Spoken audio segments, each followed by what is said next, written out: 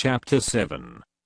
So the king and Haman came to banquet with Esther the queen.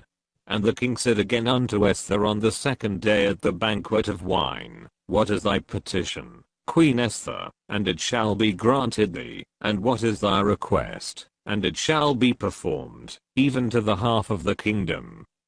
Then Esther the queen answered and said, If I have found favor in thy sight, O king, and if it please the king, let my life be given me at my petition, and my people at my request.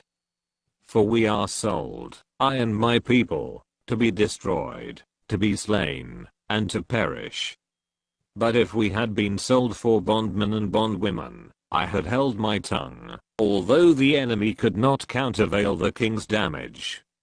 Then the king Ahasuerus answered, and said unto Esther the queen, Who is he, and where is he, that durst presume in his heart to do so? And Esther said, The adversary and enemy is this wicked Haman. Then Haman was afraid before the king and the queen.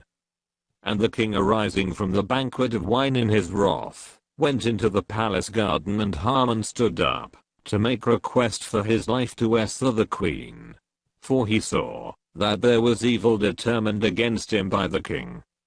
Then the king returned out of the palace garden into the place of the banquet of wine, and Haman was fallen upon the bed whereon Esther was. Then said the king, Will he force the queen also before me in the house? As the word went out of the king's mouth, they covered Haman's face.